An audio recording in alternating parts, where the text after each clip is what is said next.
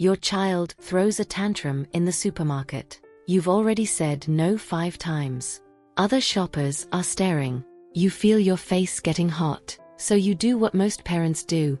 You either give in to stop the embarrassment, or you raise your voice and threaten consequences. But what if there was a completely different approach? One that prevents these meltdowns before they even start. Japanese parents rarely deal with public tantrums, constant arguing, or children who refuse to listen.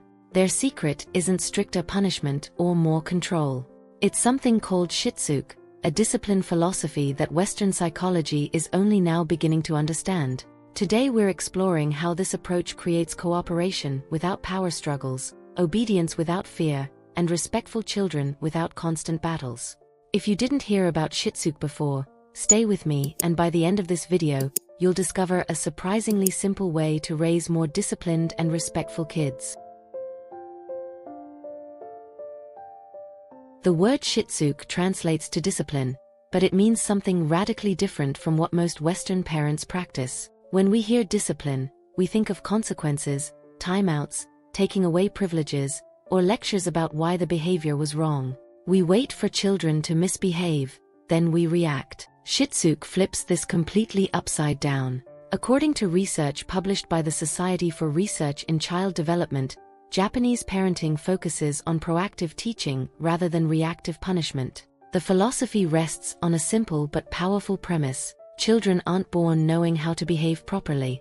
They need to be taught, practiced, and guided, just like they need to be taught how to read or tie their shoes. Dr. Hiroshi Azuma, a leading researcher in Japanese developmental psychology, found that Japanese mothers view misbehavior not as defiance requiring punishment, but as a gap in knowledge requiring instruction. When a child acts out, the question isn't how do I punish this, but what skill haven't I taught them yet? This shift in perspective changes everything about how parents respond to challenging behavior. But how does this actually work in real life, and why does it produce such dramatically different results? Shitsuke operates on 3 interconnected principles that work together to shape children's behavior from the inside out. The first principle is that children learn primarily through observation and imitation. Developmental psychologist Albert Bandura's research on social learning theory proved that children acquire behaviors by watching the adults around them, particularly their primary caregivers. Japanese parents take this seriously. They understand that lecturing a child about staying calm while you yourself are yelling creates cognitive dissonance that confuses the child. The American Academy of Pediatrics released guidelines in 2018 emphasizing that modeling appropriate emotional regulation is more effective than any verbal instruction about feelings. If you want a child who speaks respectfully, you must speak respectfully to them, even when correcting them.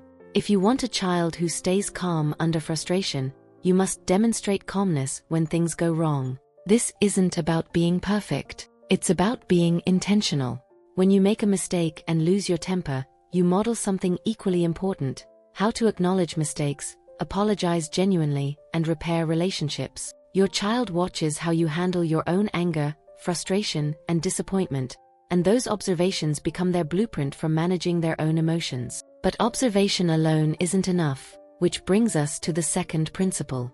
Children need crystal clear, consistently enforced boundaries to feel psychologically safe. This might sound counterintuitive, especially in Western parenting culture, where we often worry that too many rules will stifle creativity or damage the parent-child relationship. Research from the Center on the Developing Child at Harvard University shows the opposite is true. Children thrive on predictable structure and clear expectations. Dr. Diana Baumrind, whose research on parenting styles has influenced decades of child psychology, found that children raised with clear expectations and consistent enforcement actually show higher self-esteem and better emotional regulation than children raised in permissive environments. When a child doesn't know what's expected, they live in a constant state of uncertainty. Am I going to get in trouble for this? What are the rules today? Will mom say yes but dad say no? This uncertainty creates anxiety that often manifests as testing behaviors, arguing, and meltdowns. Japanese parents eliminate this uncertainty by establishing clear household rules and maintaining absolute consistency in enforcing them. Not harsh enforcement, not punishment-based enforcement, just calm, unwavering consistency. When every adult in the child's life maintains the same expectations, the child stops wasting energy testing boundaries and instead uses that energy to meet the expectations. But here's where Western parents often stumble. We set rules, but then we negotiate them, make exceptions when we're tired, or enforce them differently depending on our mood. Children notice these inconsistencies immediately, and they interpret inconsistency as negotiable boundaries that can be pushed. How can parents create this consistency when it feels so difficult? The key is involving all caregivers in establishing and maintaining the rules. Before introducing any expectation, Japanese parents have conversations with everyone who regularly cares for the child, partners, grandparents, nannies, anyone involved. Not to control everyone, but to create alignment on the important things. Pediatric psychologist Dr. Laura Markham, author of Peaceful Parent, Happy Kids, emphasizes that children can absolutely understand different rules in different contexts. Your child can learn that grandma's house means different bedtimes while your house has strict sleep schedule. But for core expectations around safety, respect, and basic behavior, consistency across caregivers makes the child's world predictable and therefore manageable. When you say, "We wash hands before eating," and every adult enforces this calmly and consistently, washing hands becomes automatic.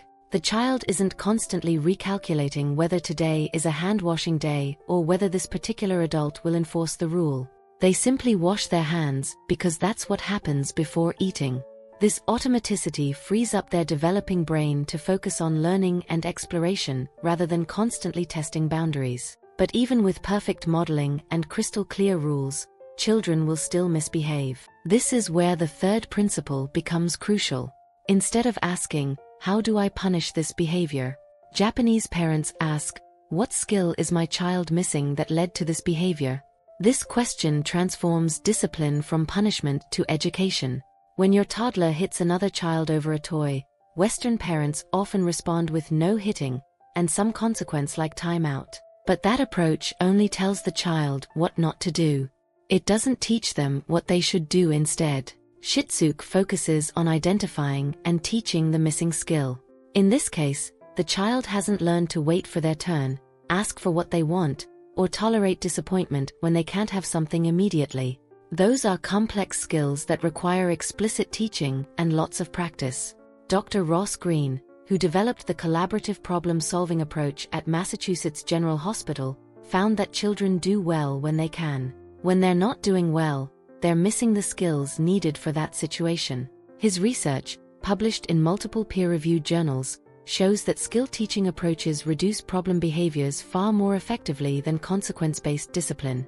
So when a Japanese parent sees their child snatch a toy, they intervene not with punishment but with instruction.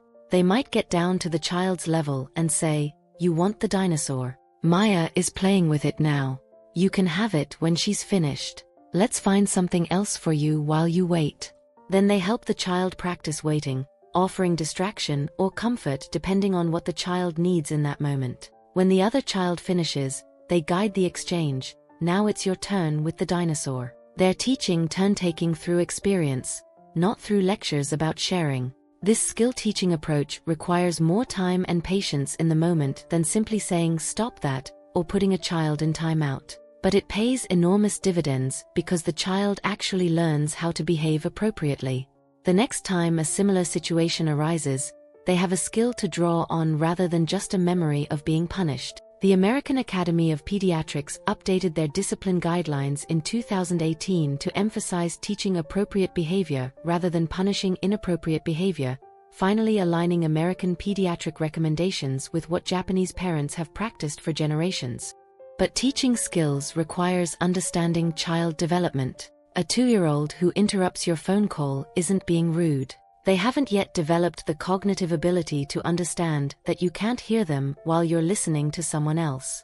They also haven't learned to wait or recognize turn-taking in conversations. A 4-year-old who refuses to share hasn't yet developed the emotional regulation to handle the disappointment of not getting what they want immediately. When parents understand these developmental realities, they stop taking misbehavior personally and start seeing it as information about what their child needs to learn next. Dr. Mary Ainsworth's attachment research, conducted over decades and published extensively in developmental psychology journals, showed that children whose parents respond to misbehavior with teaching rather than punishment develop more secure attachments. These securely attached children show better emotional regulation, more cooperation, and stronger problem-solving skills as they grow. The mechanism makes sense. When a child misbehaves and the parent calmly teaches them what to do instead, the child learns that mistakes are learning opportunities, that their parent is a helpful guide rather than a punisher to fear, and that they're capable of learning and improving. This builds intrinsic motivation to behave well. In contrast, when misbehavior leads to punishment, shame, or parental anger, the child learns to avoid getting caught rather than actually changing the behavior. They become skilled at hiding misbehavior or lying about it, not at behaving better. Shitsuke also emphasizes the importance of age-appropriate expectations.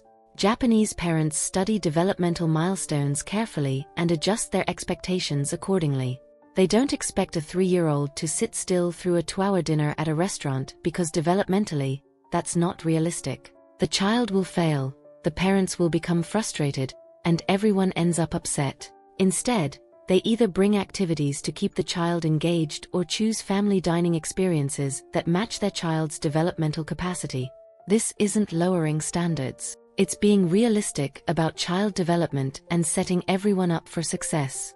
As the child grows and their capacity increases, expectations gradually increase too. By age 7 or 8, Japanese children can typically sit through longer meals, wait patiently in various situations, and control their impulses far better than many Western children the same age. Not because they're inherently different, but because they've had years of patient, consistent teaching matched to their developmental stage. The practical application of these principles might look like this in everyday life. Your child refuses to put their toys away before bed. Instead of threatening consequences or doing it yourself while complaining, you get down with them and say, "It's cleanup time. Let's put the blocks in the bin together." You start putting blocks away, modeling the behavior. If the child still refuses, you might say, "I'll put away the red blocks. You put away the blue blocks." You're breaking the task into manageable pieces and doing it alongside them. As they get older and more capable, you gradually reduce your involvement, but you never punish them for struggling with a task. You teach, assist, and guide until they can do it independently. This approach takes more time initially than simply demanding compliance or doing it yourself. But within weeks, you'll find your child starts cleaning up with minimal prompting because they've learned the skill and experienced it as a calm, shared activity rather than a battleground. Shitsuke recognizes that raising children is a long-term project measured in years, not days. Quick fixes that force compliance through fear or rewards might work temporarily, but they don't build the internal character and skills that create genuinely well-behaved humans. Japanese parents focus on the person their child is becoming over the next 18 years, not just getting through today without a tantrum. This long-term perspective allows them to stay patient and consistent even when progress feels slow. They trust that thousands of small teaching moments, consistent modeling, and clear expectations will compound over time into a child who knows how to behave, wants to behave, and has the skills to behave even when it's difficult. The beautiful thing about Shitsuke is that it creates obedience without damaging the parent-child relationship. Children raised this way respect their parents not out of fear, but out of genuine respect for their guidance and teaching. They cooperate not to avoid punishment, but because cooperation has become their normal way of operating. They regulate their emotions not because they'll be shamed for feelings, but because they've seen their parents regulate emotions and they've been taught the skills to do it themselves. This approach doesn't produce perfect children. No approach does, because perfect children don't exist. But it produces children who know how to behave, have practiced behaving well, and exist in an environment where good behavior is modeled, expected, and taught rather than demanded and punished. When you shift from reacting to misbehavior to preventing it through teaching, when you replace consequences with skill building, and when you model the very behaviors you want to see, you create something much more valuable than simple obedience. You create a child who's genuinely learning to be a kind, respectful, capable human being. If this changes how you think about discipline, share it with another parent who's struggling with the same daily battles. And subscribe for more psychology content that helps you understand how children actually learn and develop.